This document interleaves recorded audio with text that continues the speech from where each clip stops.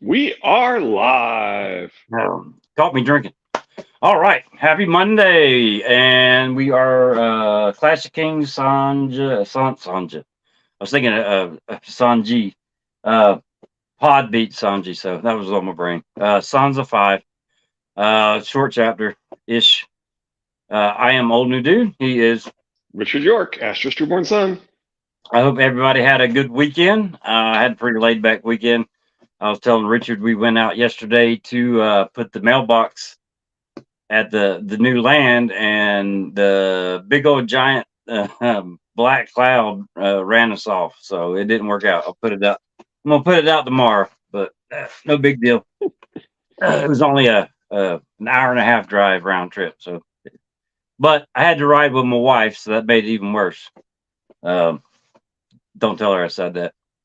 But all right. If you've seen any of these, you know we start with the brains of the operation, which is Richard. He will say what he saw in the chapter, and then I'll jump in with my stupid stuff. And I've gotten Richard so used to looking for. Yeah, we'll run through this real quick. Okay, Chris the Cross is waiting for the wall. Pod says, haha, I beat Sanji. Lady Thistle said, criminals. Pod said, I'm at the dentist. I'll be listening in the torture chair. Chris the Crow says, shirt counts as one. And Lizzie says, here and mostly awake, still beat Sanji.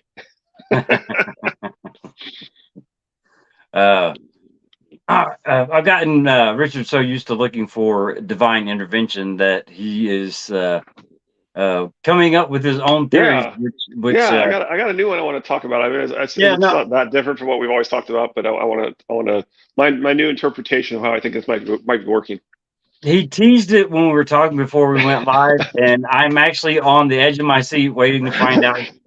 And the good news is we start talking about this right at the end of the first paragraph, so it'll be there quick. You go. I've said it before, and I'll say it many times. I love hearing something new, whether it's something I agree with or whatever, but I am looking forward to finding out what Richard has to say. So take it away, Richard. They've been singing in the sept. Oh, yeah, Clash 57, Sansa 5. They've been singing in the sept all morning since the first report of enemy sails had reached the castle. The sound of their voices mingled with the whicker of horses, the clank of steel, and the groaning hinges of the great bronze gates to make a strange and fearful music. In the sept, they sing for the mother's mercy, but on the walls, it's the warrior they pray to, and all in silence. She remembered how Septim Mordain used to tell them that the warrior and the mother were only two faces of the same great God. If there's only one, whose prayers will be heard?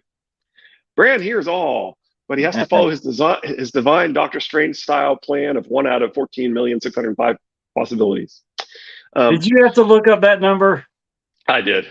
Okay. Anyway,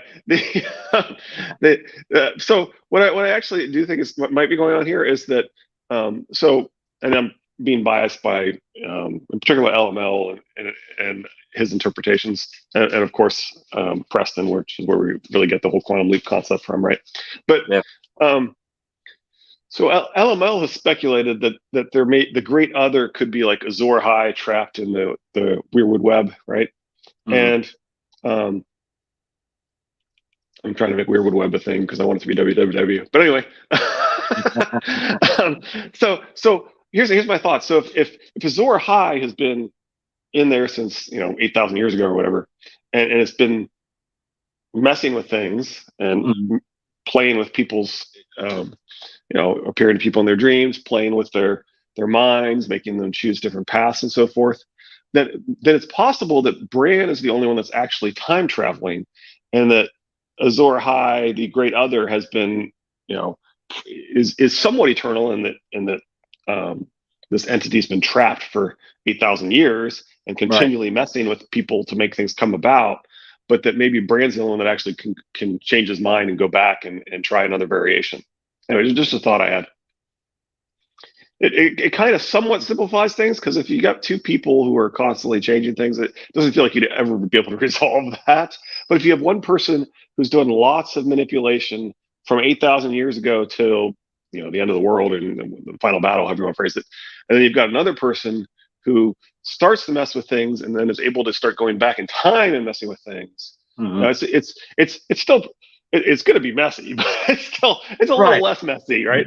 And it feels like that leads to more of a resolution at the end of the day, right? That only one of them is actually Doctor Strange, but they're both messing with things. I like that. My only question is, we know that the weirwood is the acorn, is the tree, is the stump. So if Azor High is Yeah, trapped in the weirwood, why couldn't they do that too? yeah, Yeah, sure, there sure. might be. I mean, there might be blockers on.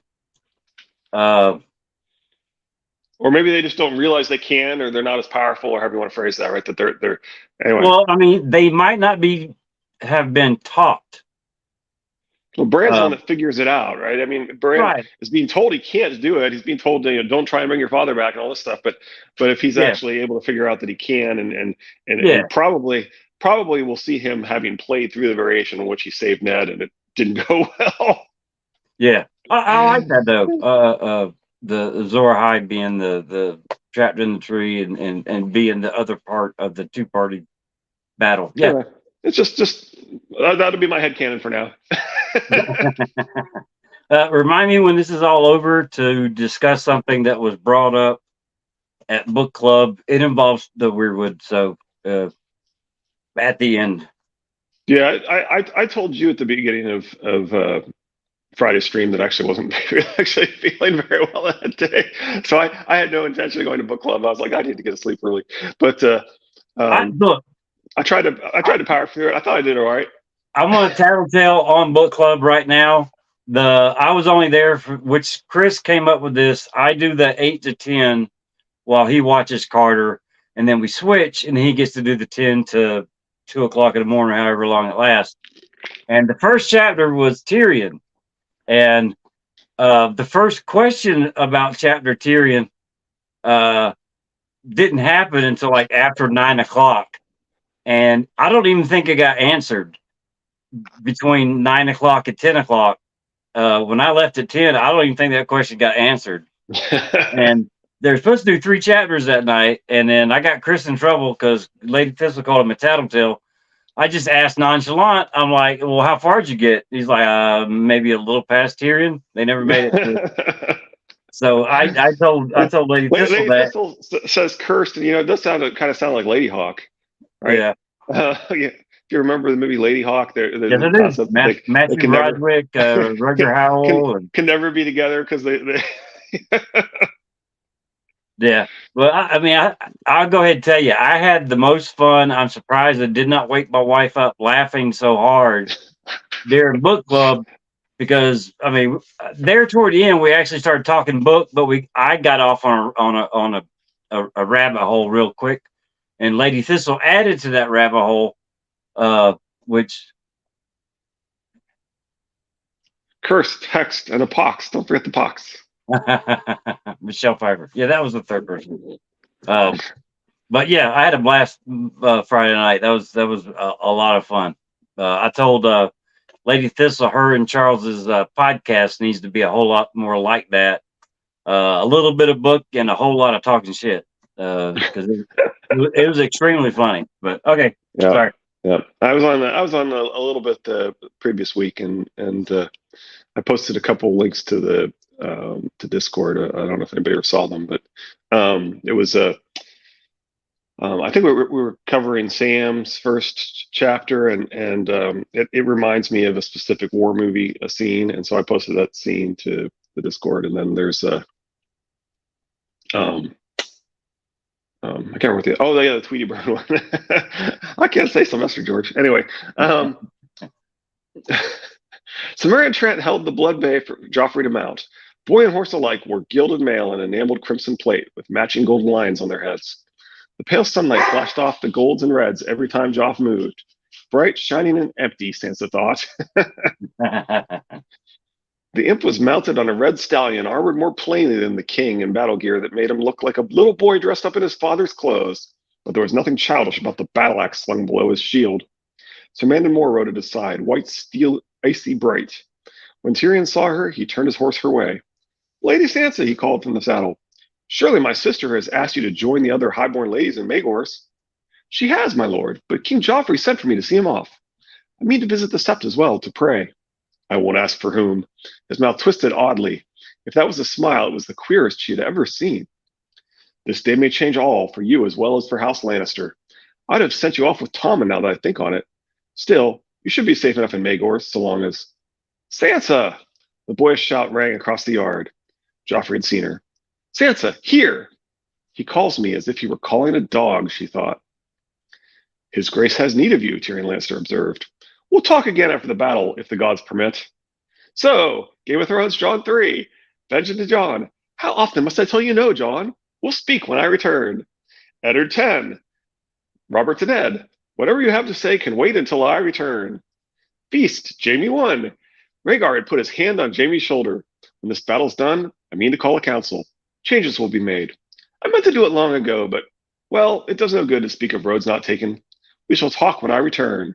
Those are the last words Rhaegar Targaryen ever spoke to him. Anyway. Yeah.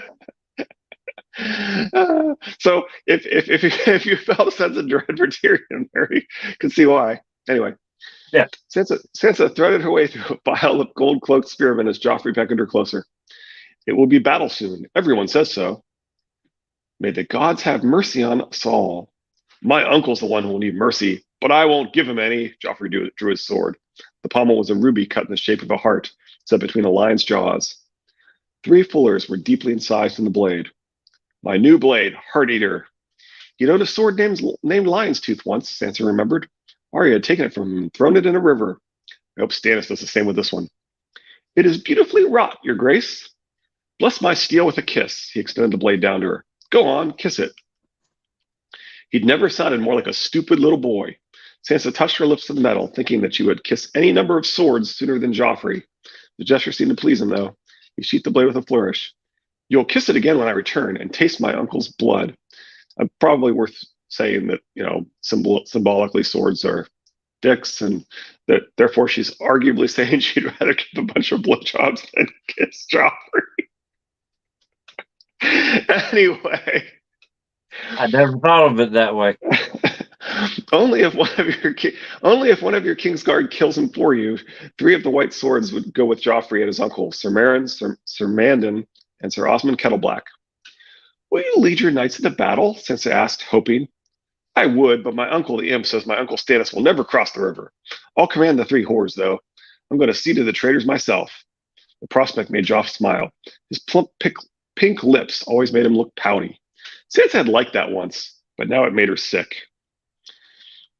They say my brother Robb always goes where the fighting is thickest, she said recklessly, though he's older than your grace, to be sure. A man grown. That made him frown.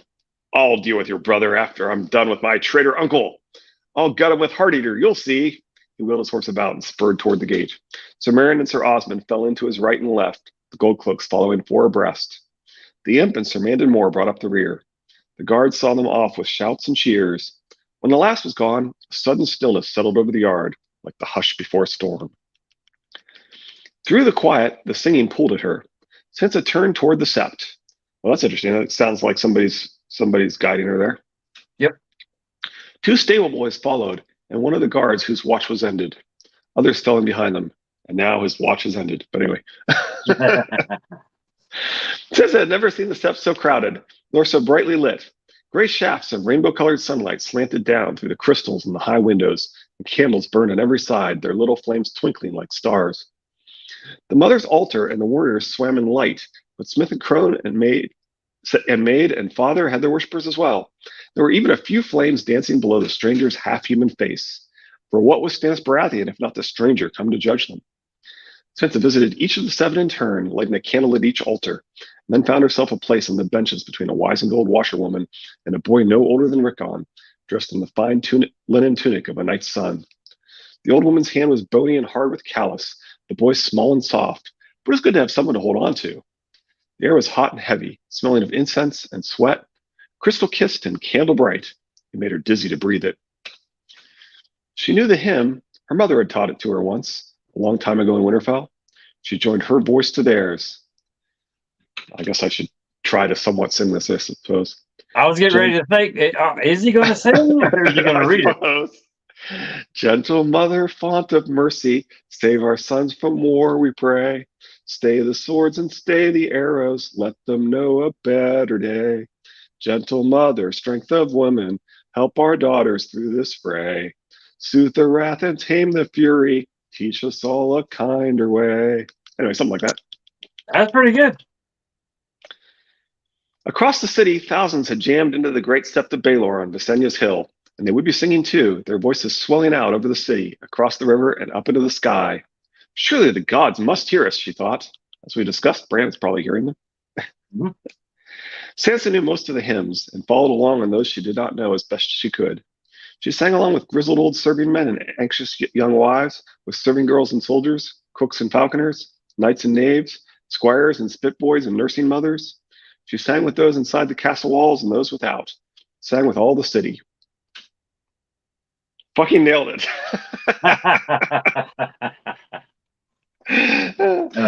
I'll go ahead and say you did far better than I would have. Bard.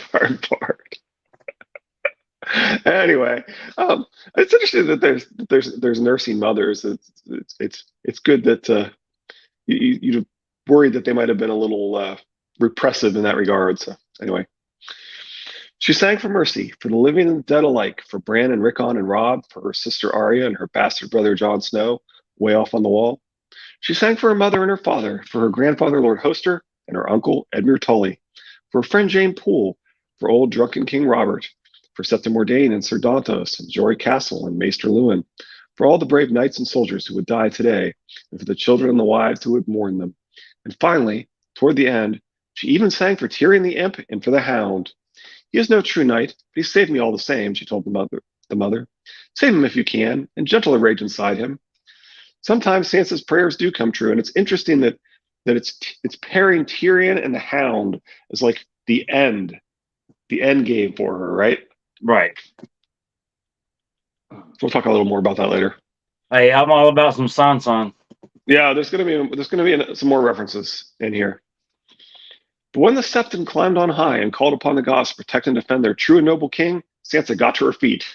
The aisles were jammed with people. She had to shoulder through while the Septon called upon the smith to lend strength to Joffrey's sword and shield, the warrior to give him courage, the father to defend him in his need. Let his sword break and his shield shatter, Sansa thought coldly as she shoved out through the doors. Let his courage fail him and every man desert him. Well, not every man deserts him, and I don't know that his shield actually shatters, but the Hound deserts him, so some of her prayers come true. Oh, yeah. A few guards paced along on the gatehouse battlements, but otherwise the castle seemed empty. Sansa stopped and listened. Away off, she could hear the sounds of battle. The singing almost drowned them out, but the sounds were there if you had the ears to hear. The deep moan of war horns, the creak and thud of catapults flinging stones, and bodies maybe, the splashes and splinterings, the crackle of burning pitch and thrum of scorpions loosening their yard-long iron-headed shafts, and beneath it all, the cries of dying men. Before you go, if you had the ears to hear, the theory is that Lady is living her second life inside Sansa, and we know that Ghost heightens Jon's senses. Yeah, that's interesting. So this is I think it's a slight reference to possibly proving or adding to that theory of Lady's second life. I like it. It was another sort of song, a terrible song. Sansa pulled the hood of her cloak up over her ears and hurried toward Maegor's holdfast, the castle within a castle where the queen had promised they would all be safe. At the foot of the drawbridge, she came upon Lady Tanda and her two daughters. Felice had arrived yesterday from Castle Stokeworth with a small troop of soldiers. She was trying to coax her sister onto the bridge, but Lawless clung to her maid, sobbing, I don't want to. I don't want to. I don't want to. She'd probably say that in a Jon Snow voice, but anyway. The battle has begun, Lady Tanda said in a brittle voice. I don't want to. I don't want to. There was no way Sansa could avoid them. She greeted them courteously. May I be of help? Lady Tanda flushed with shame. No, my lady, but we thank you kindly. You must forgive my daughter. She has not been well. I don't want to. Lawless clutched at her maid, a slender, pretty girl with short, dark hair who looked as though she wanted nothing so much as to shove her mistress into the dry moat under those iron spikes. Please, please, I don't want to. Sansa spoke to her gently. We'll all be thrice protected inside, and there's to be food and drink and song as well. Lollies gaped at her, mouth open. She had dull brown eyes that always seemed to be wet with tears. I don't want to. You have to, her sister Felice said sharply, and that is the end of it. Shay, help me. They each took an elbow and together half dragged and half carried Lawless across the bridge. Sansa followed with their mother. She's been sick, Lady Tanda said. If a babe can be termed a sickness, Sansa thought, it was common gossip that Lawless was with child. The two guards at the door wore the lion-crested helms and crimson cloaks of House Lannister, but Sansa knew they were only dressed-up sellswords. Another sat at the foot of the stair. A real guard would have been standing, not sitting on a step with his halberd across his knees, but he rose when he saw them and opened the door to usher them inside. I think that's odd that they're using cell swords instead of actual true. I think the implication is the most important jobs have the real loyal soldiers, and the sellswords are just doing the less Yeah, but I important mean, jobs. the queen and all those highborn people, you would think they would be protected by somebody whose loyalty could not be bought with gold or would flee instead of die type situation. Well, and they have at least one of those people there, as we're about to find out. Yes, this is true. Sansa's favorite person. Not exactly. Anyway, the Queen's ballroom was not a tenth the size of the castle's great hall, only half as big as the small hall in the Tower of the Hand, but it could still seat 100, and it made up in grace what it lacked in space. Beaten silver mirrors backed every wall sconce so the torches burned twice as bright. The walls were paneled in richly carved wood, and sweet-smelling rushes covered the floors. From the gallery above drifted down the merry strains of pipes and fiddle. A line of arched windows ran along the south wall, but they had been closed off with heavy draperies. Thick velvet hangings admitted no thread of light and would muffle the sound of prayer and war alike. It makes no matter, Sansa thought. The war is with us. Almost every highborn woman in the city sat at the long trestle tables, along with a handful of old men and young boys. The women were wives, daughters, mothers, and sisters. Their men had gone out to fight Lord Stannis. Many would not return. The air was heavy with the knowledge. As Joffrey's betrothed, Sansa had the seat of honor on the Queen's right hand. She was climbing the dais when she saw the man standing in the shadows by the back wall. He wore a long hauberk of oiled black mail and held his sword before him. Her father's greatsword, ice, near as tall as he was. Its point rested on the floor, and his hard, bony fingers curled around the crossguard on either side of the grip. Sansa's breath caught in her throat. Sir Ilyn Payne seemed to sense her stare. He turned his gaunt, pox-ravaged face toward her. What is he doing here? She asked Osfryd Kettleblack. He captained the Queen's new Red Cloak Guard. Osfryd grinned. Her Grace expects she'll have need of him before the night's done. Sir Ilyn was the King's justice. There was only one service he might be needed for. Whose head does she want? All rise for Her Grace, Cersei of House Lannister, Queen Regent and Protector of the Realm, the royal steward cried. Cersei's gown was snowy linen, white as the cloaks of the Kingsguard. Her long, dagged sleeves showed a lining of gold satin. Masses of bright yellow hair tumbled to her bare shoulders in thick curls. Round her slender neck hung a rope of diamonds and emeralds. The white made her look strangely innocent, almost maidenly, but there were points of color on her cheeks. Hey, with her walking in with the same color as the Kingsguard, if the Kingsguard are human versions of the White Walkers, that is her being the great other Night's Queen or the okay. Yep, I agree. All right, but she would actually be, even though it gives that image, she's fire, not ice, but it's still usually so does that mean that the Kingsguard are, even though it gives images of the White Walkers, if she's the opposite of the Night's Queen, that the Kingsguard are the opposite of the White Walkers, even though they're both white? I mean, I think he likes to pair things up, make things opposite, make them the same, and so forth. So, yeah, okay. Arguably. Be seated, the Queen said when she had taken her place on the dais, and be welcome. Osfryd Kettleblack held her chair. A page performed the same service for Sansa. You look pale, Sansa, Cersei observed. Is your red flower still blooming? Yes. How apt. The men will bleed out there, and you in here. Queen signaled for the first course to be served. Why is Sir Ilyn here? Sansa blurted out. The Queen glanced at the mute headsman. To deal with treason and to defend us if need be. He was a knight before he was a headsman. She pointed her spoon toward the end of the hall where the tall wooden doors had been closed and barred. When the axes smashed down those doors, you may be glad of him. I'd be gladder if it were the Hound, Sansa thought. Harsh as he was, she did not believe Sandor Clegane would let any harm come to her. Won't your guards protect us? So Sandor is definitely going to be her sworn sword. Yep. She's probably either still married to Tyrion, and I think I lean towards that, or possibly married to her cousin, Lord Robert Arryn, who's somewhat of a Tommen pair, right? Where she's Marjorie to his Tommen, basically. Yeah. I like that. Either way, her kids might wind up looking more like Sandor. And I know people give George R. R. Martin a lot of hard time about the age of the young girls in this story, but and this is I'm not knocking it or he originally had planned for there to be that 5-year gap Sure. before anything other than Danny, anything really creepy going on. But I still big. I mean, I pictures of Sophie Turner are in my head. She doesn't look 13 or however old Sansa is in the book. I mean, I don't know. She was 20 something there toward the end. So in my mind, I keep picturing this 20 something girl and rooting for Sansan, and then I have to remind myself that Sansa's 13. So then I get that little shiver, like, maybe not Sansan. Sure. Well, eventually, perhaps. Eventually. Yep. Where were we? And who will protect? And who will protect us from my guards? The queen gave Osprey a sideways look. Loyal sellswords are rare as virgin whores. If the battle is lost, my guards will trip on those crimson cloaks in their haste to rip them off. They'll steal what they can and flee, along with the serving men, washerwomen, and stable boys, all out to save their own worthless hides. You have any notion what happens when a city is sacked, Sansa? No, you wouldn't, would you? All you know of life you learn from singers, and there's such a dearth of good sacking songs.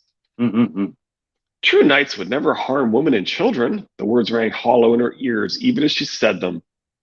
True knights, the queen seemed to find that wonderfully amusing. No doubt you're right. So why don't you just eat your broth like a good girl and wait for Styvian Star Eyes and Prince Aemon the Dragon Knight to come rescue you, sweetly? I'm sure it won't be very long now. And don't talk to us about not very long in this fandom. But anyway, up next, Clash 58, Davos 3. Yet another fake death.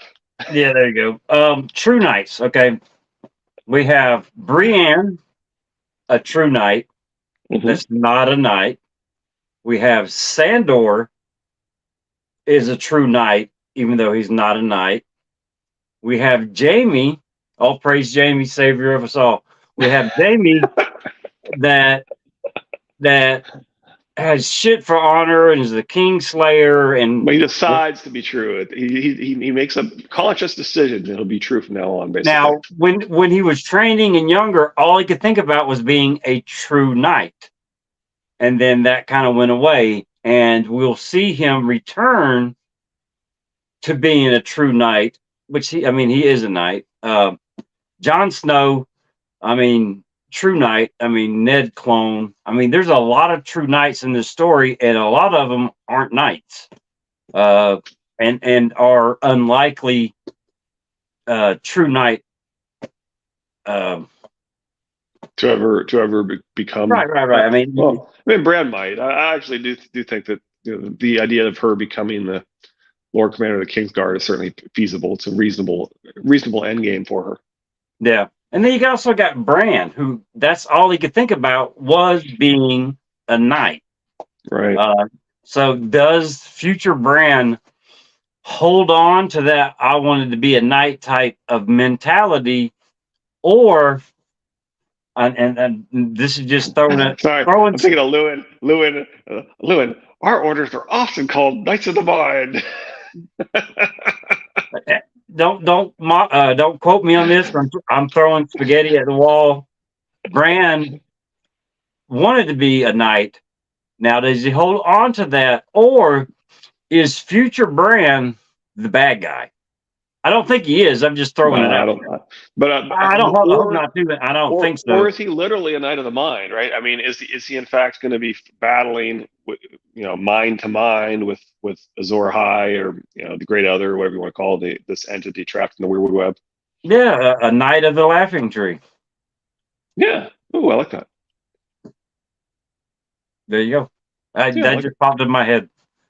Uh, okay, getting on Nice. to book Yeah, there's club. something else you wanted to talk about. Yeah. Yeah. Oh, I've long uh, said, um, and I've gotten shot down by other channels and everything, that we do not see White Walkers and whites on the page at the same time. We've seen them in the same chapter, but there's a great distance of time in between seeing the one and then seeing the other. First time we see White Walkers first, and then we see our first white after an extremely grueling time that Will is hanging on to that tree. He's hanging on, he's hanging on, I can't hang on no more. Then he crawls down. Royce is still laying face down in the snow. Will turns around and then turns back. And then there's the first white grabbing him by his throat. Now, Pod and was saying that it might be like a claymore that a warm-blooded human stepping beside him would cause the white to react, stand up, and kill. I like that because you got the hill going to Blood Raven's cave. You got whites there. When Mirror and all them start going up, then you have the whites reacting. So that's an extremely plausible scenario. And then you have the Sam chapter at the beginning of you have the whites attacking the Fist of the First Men, and then after one step, days later, Circle of Fire, you finally see a White Walker on a whited horse. Now I'm not counting the whited horse because I have no doubt that the White Walkers can white dead things. Um, People, horses, bears, I have no problem with that. My thing is, why doesn't George have both on the page at the same time? And I say it's the children of the forest have learned to do the ice magic and reanimate the dead to fight the White Walkers and the humans or cause a battle between the White Walkers and the humans, much like Littlefinger has caused a battle between the Starks and the Mm, Lannisters. okay. But the children of the forest basically want the humans and the White Walkers to kill each other so they can retake the planet, basically retake their world. And Lady Thistle brought up something that her theory is that the whites are being animated by dead children of the forest that are trapped in the trees. Um, and then when you like with Sansa or Arya, and you get the face on, you get some memories from the person before you. That would that would be why the white went after the Lord Commander because the children of the forest got that Yeah, it memory makes sense. from that. It makes sense that the faceless man is attempting to show us the memories of the Right. white. So that makes a So lot of sense. That does my make a lot thing of was, sense. we're told from Leaf that they that the children of the forest live about 300 years, and the reason that they Mm, lost I'm told that she roughly, walked amongst the humans for hundreds of years. yeah. That doesn't mean that she wasn't already hundreds of years old before that. But anyway, go on. Okay. Well, I mean, even if they live 1,000 years, okay, the reason they lost to men is because men breed like rats, and they could not keep up with the numbers. So them learning the ice magic, and they might mix it together with some tree magic, allowing the children of the forest spirits to go into the whited humans, solves that problem of numbers because now the children of the forest will have the greatest number because anytime somebody dies on the battlefield, that's another number for the children of the forest. And we're told thousands and thousand years is how long children of the forest have been on in Westeros on the planet, whatever. That's 1,000,000 years. Right. So if all those children of the forest that have passed away are in the Weirwood net, I mean, that's got to be a shit ton of children of the forest. So even if their army is 100,000 strong, they have even more numbers than that to have spirits of children of the forest enter whited bodies. So I mean, that was my big thing is George doesn't have them on the page at the same time for a reason.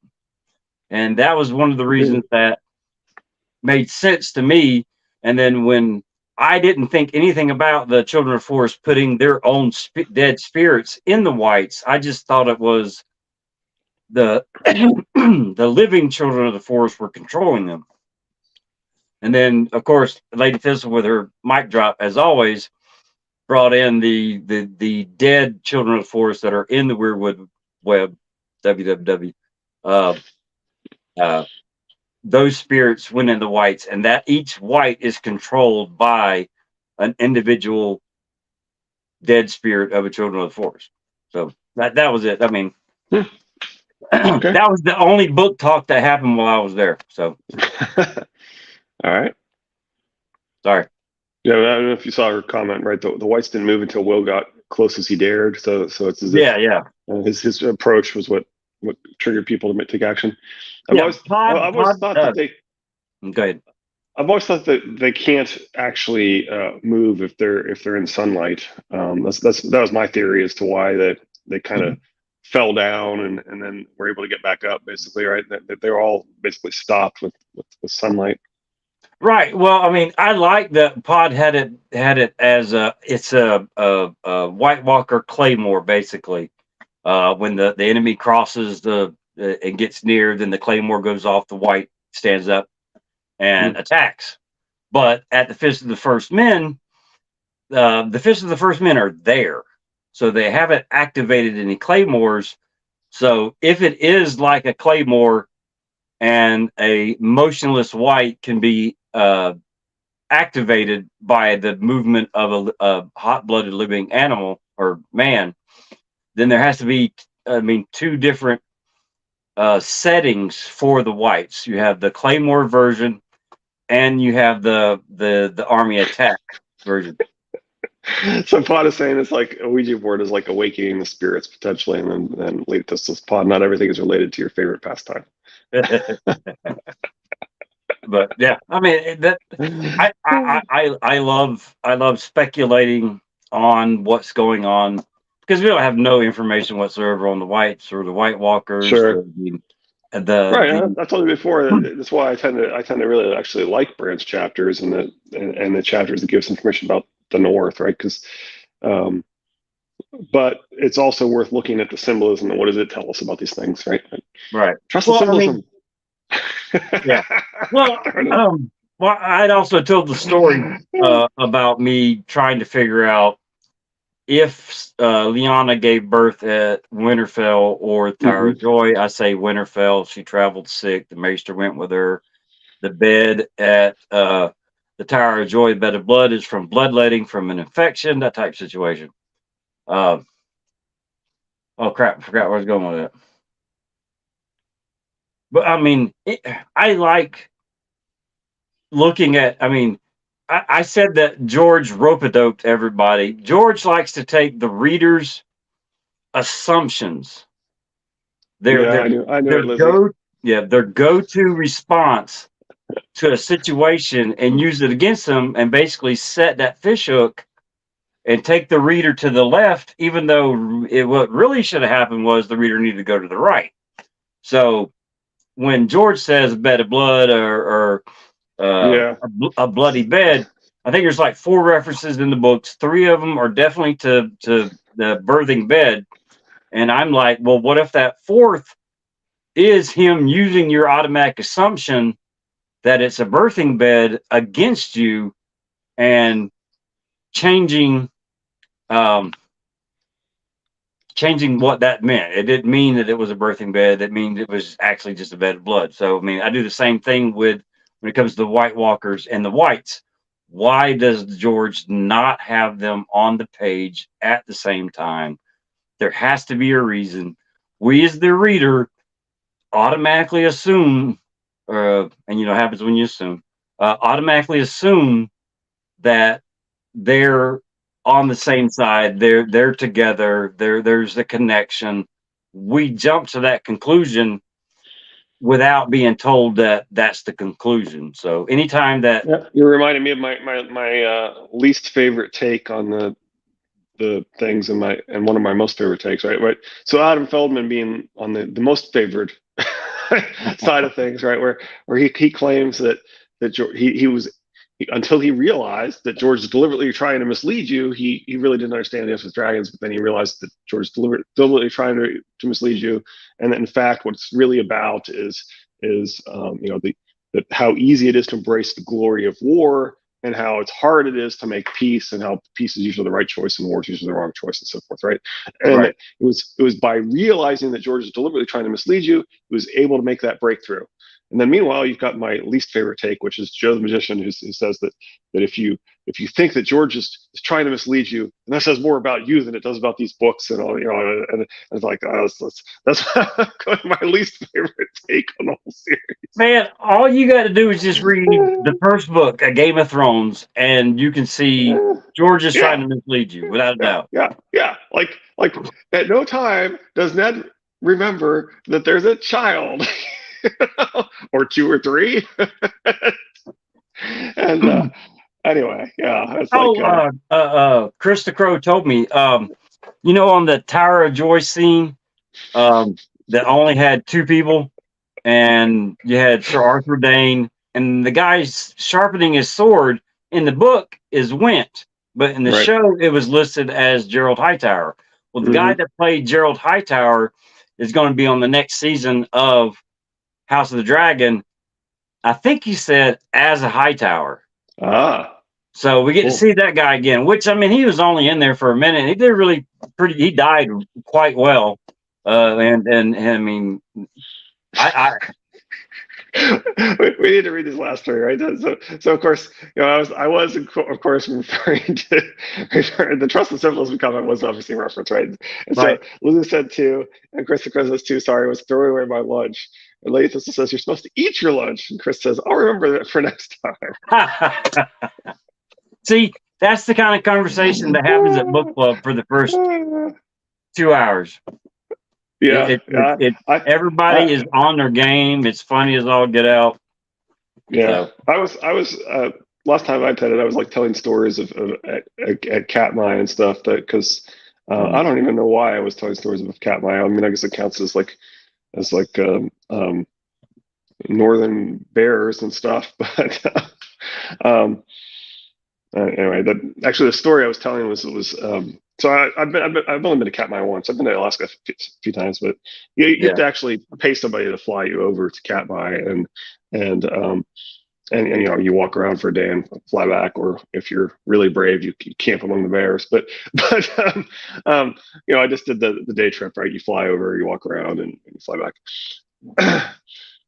I have a good story. We got all the way through wins during book club. Got a lot done. yeah. Sure, you did. Sure. Anyway, No, I think she meant to say that there was a lot of wind from all the talking. words are wind. Yeah. Yeah. Anyway, my funny story was that I mean, first off, I told myself I was going to count the bears, which was silly. It didn't take long to get past 20 and be like, yeah, I'm not counting the bears. Yeah, I would only. But No, it was just one bear, and it just kept making a circle. So you no, just count no, them no, over. no, Nope. no, No. no, no, Okay.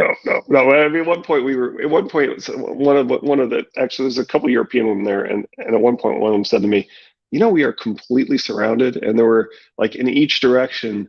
There was usually three bears, one mom and two cubs, which Ooh, is that's a bad combination. they usually have two cubs. Actually, the twin gene is become dominant No, I'm saying because just being anywhere near a oh mama yeah, we were bear and totally her cubs. surprised. Yeah. Yeah. Oh yeah. It was like I think it was at least two of the four directions around us were a mom and two cubs, and it might have been three. Um, and but anyway, the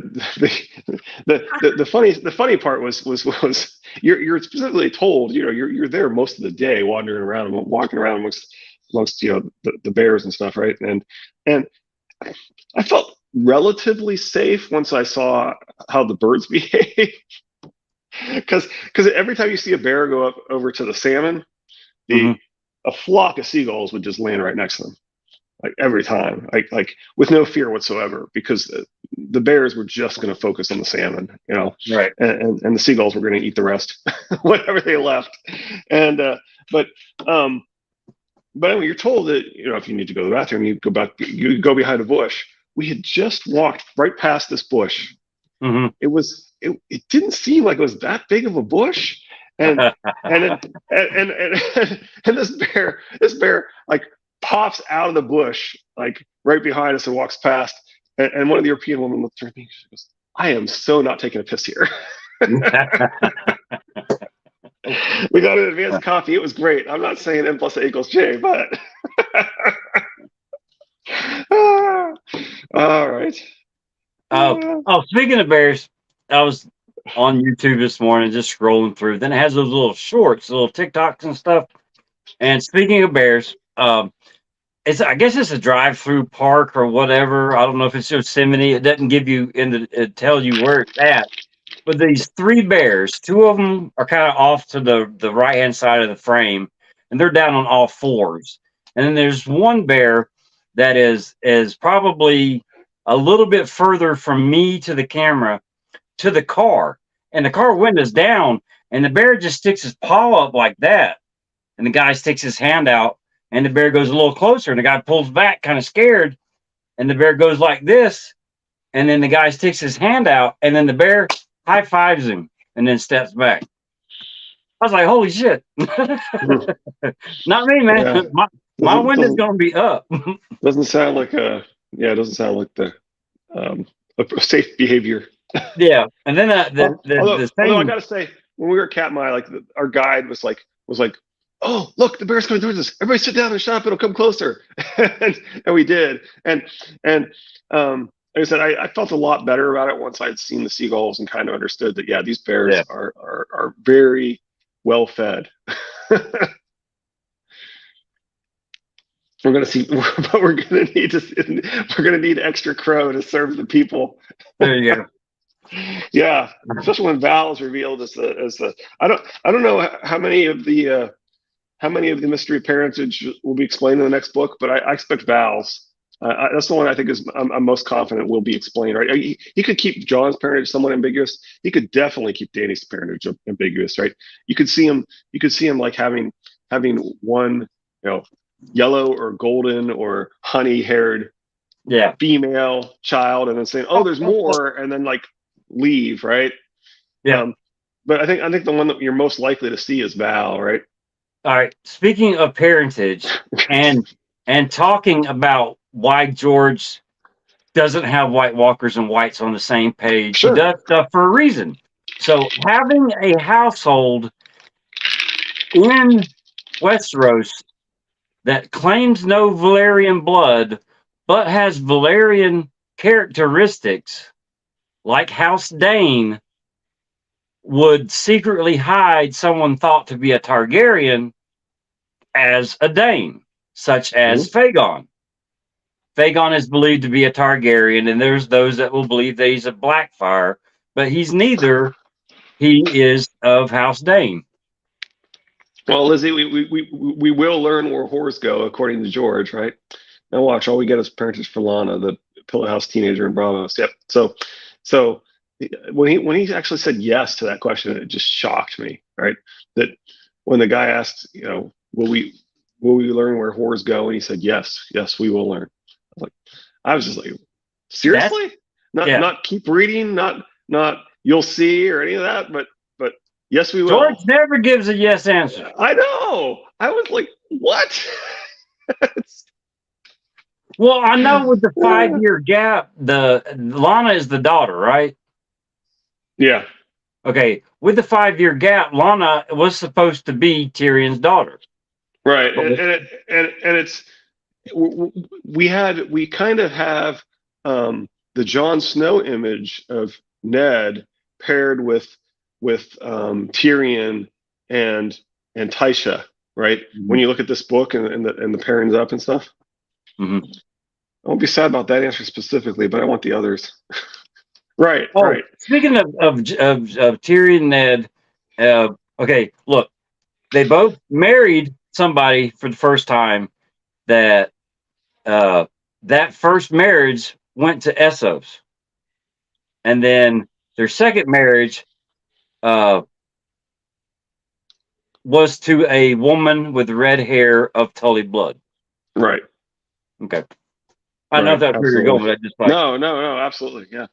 No, I was saying, I think at one point I said, okay, I really buy the Lana theory. At one of our live streams, I was like, okay, I really buy it because it was very much pairing up like Tyrion Tysha with Ned thinking of Jon Snow, and I was like, oh, oh, so he should have one trueborn kid. Oh, right, right. also the fisherman's wife. We never hear her real name, do we? They just call I her the don't think fisherman's so. wife, right? I Well, think not you're right. giving you her real name is a Yeah, really good way yeah, of yeah. hiding the name Taisha.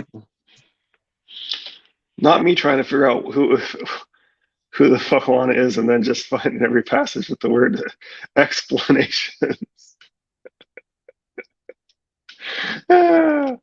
Anyway, yeah, yeah. Yeah. All right. Well, we took a short chapter and made it to 50 minutes. So, Well, we started talking about other things, definitely, but oh it's yeah, always fun. I like going down little rabbit holes and shooting the breeze. The extra conversations is what helps get the juices flowing. And I will admit that Friday night's book club has helped kind of re get the fire. It might be just a candle right now, but I mean, there's a Oh, what did Toodles post recently? Toodles had something interesting that he was talking about. It wasn't anything profound. Oh, I know what it was. It was just a little textual clue that was thrown in that he thought people might not have noticed, which was the something about harrying shadows or something. Oh, well, anyway, basically he argues that it points towards Littlefinger as the poisoner. Oh, it was the Ned talking about the if the pot boy um, if the pot boy was sending herring after shadows or something like that, and he showed how the words uh, of herring would tie towards to Littlefinger, and that he's the one that specifically talks about the hares are beating Joffrey and stuff, and um, anyway, it's just an example of the types of little tiny yeah. textual clues that George plants that Well, I mean, people overlook. I completely agree that Littlefinger is the poisoner. That I just agree with Preston that Tyrion was the intended Oh no target. no! He's talking about the John Aaron. He's talking about Oh, ordering the John poisoning of Aaron. John Aaron. He's Okay. not claiming it's that regard. Well, I mean, we know that Liza is the one that gave him the poison, and Right. No, we know it. He's that's not. It wasn't anything Oh, profound. It was just saying here's yet oh, another textual clue that to illustrate the types of really deep oh, is textual it stuff that clues that you would George only know places. on a reread? Uh huh. It's the textual clue before you find out that that's exactly what Right. happened. Okay, okay, Right. So this is still when Ned is. This is Ned. It's in a Ned chapter, right? Editor okay. chapter that he uses the terms. You know, he's talking about looking for the poisoner and um, herring after shadows or something like that. And anyway, he talks through how that could be specifically a reference to Littlefinger. And anyway, just pointed out that George will choose these strange wordings sometimes just to plant in a little additional clues that people don't even notice, basically. Yeah. All right, that's 53 minutes and 33 seconds. All right. Next Wednesday, Hump Day, is Davos 3. Shout out to Pod that mentioned Dog Soldiers Friday night. And I let them know that last Halloween we bought Dog Soldiers so Christopher could see it. It has Davos in it. There's a couple of other actors in there that you'll recognize, but Davos is in there, of course, when he was younger. Um, and I won't say what the it's a werewolf movie. That's all I'll tell you if you haven't seen it. It's an excellent movie. I agree with Pod. It is like the greatest werewolf movie ever made. Second would be American Werewolf in London, probably. I'm probably forgetting something even better, but I'm just giving a shout out to Pod for mentioning that because it's a really good movie. All right. Uh, and like I said, same bat time, same bat channel. We want to thank everybody. Lady Thistle, Lizzie, Pod. I hope the dentist goes well. Christopher Crow waving. Was Charles in here today? Not that I saw. I don't think so. No, See if I so can get to- Okay. All right. I think I got everybody. We will see y'all Wednesday. We appreciate it. Paul loves Twilight the most. Everyone knows that. Holy cow. That's off the top rope there, Lizzie. All right. Look, all I got to say is anytime vampires sparkle in the sunlight instead of bursting in flames, it's not a good movie.